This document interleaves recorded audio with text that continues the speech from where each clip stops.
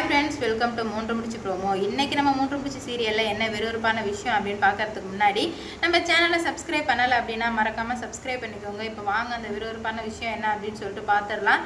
ரொம்ப நாளாகவே வந்துட்டு நம்ம சுந்தரவலியோட ஆட்டத்தை நம்ம பார்க்கவே இல்லை. ஏன்னா வந்துட்டு நிறைய அடி வாங்கிட்டாங்க. எது நம்ம நந்தினிக்கு எதிராக பண்ணணும்னு நினச்சாலுமே வந்துட்டு அடி வாங்கி திருப்பி நம்ம சுந்தரவலிக்கு அது போயிட்டு ரிவிட் அடித்ததுனால சுந்தரவலி சரி கொஞ்ச நாளைக்கு அமைதியாக இருப்போமே அப்படின்னு சொல்லிட்டு அவங்கள அமைதியாக இருக்கிறாங்க. அவங்கள ஆட்டத்தை காணவே இல்லை. ஆனால் நம்ம நந்தினி பண்ணுற வேலையை வந்துட்டு தெரிஞ்சுக்கிட்டதுனால மறுபடியும் சுந்தரவலி விஸ்வரூபம் எடுக்கிறாங்க. இதனால் அந்த வீட்டில் எவ்வளோ பெரிய பிரச்சனை வரப்போகுது அப்படின்னு சொல்லிட்டு தாங்க இந்த வீடியோவில் நம்ம பார்க்க போகிறோம். இப்போ கொஞ்ச நாளாக வந்து சுந்தரவலி வீட்டில் நிறைய வந்துட்டு எல்லாமே வித்தியாசமாக நடக்குது. கல்யாணம் குடிக்கிறதா இருக்கட்டும், இல்லை அவங்க மாப்பிள்ளை குடிச்சிட்டு வர்றதா இருக்கட்டும், சூர்யா வந்துட்டு குடிக்காமல் இருக்கிறது எல்லாத்துக்குமே வந்து எல்லாருக்குமே வந்து வித்தியாசமாக தான் இருக்குது. என்னடா இது சூர்யா இத்தனை நாளாக குடிக்காமல் இருக்கிறானே என்னவா இருக்கும் அப்படின்னு சொல்லிட்டு எல்லாருக்குமே ஒரு டவுட் இருக்க தான் செய்யுது. அது மட்டும் இல்லாமல் நம்ம நந்தினியும் அருணாச்சலையும் கூடி பேசுகிறத சுந்தரவல்லி பார்த்துக்கிட்டே தான் இருக்காங்க. இதில் ஏதோ வந்துட்டு தப்பு நடக்குது.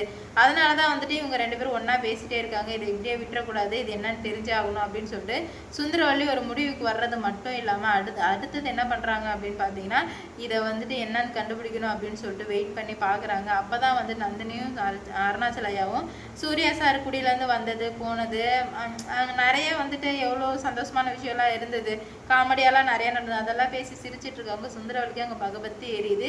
ஓ என் பிள்ளைய வந்து குடியிலேருந்து எடுக்கிறதுக்காக இவ வந்துட்டு பிளான் போடுறாளா, இவளை நான் என்ன பண்ணுறேன் பாரு அப்படின்னு சொல்லிட்டு சுந்தரவல்லி போயிட்டு ஓ என் பிள்ளை குடிக்காமல் இருக்கிறதுக்கு ரீசன் நீ தானா, உன்னை இதுக்கு மேலே என்ன பண்ணுற பாரு, இதை ஒன்று சொன்னாலே போதும் அவனே உன்னை இந்த வீட்டிலேருந்து தூக்கி எரிஞ்சிரும் அப்படின்ற மாதிரி வந்துட்டு சொல்கிறாங்க சுந்தரவல்லி. உடனே அருணாச்சலாவுக்கு கோவம் வந்துடுது.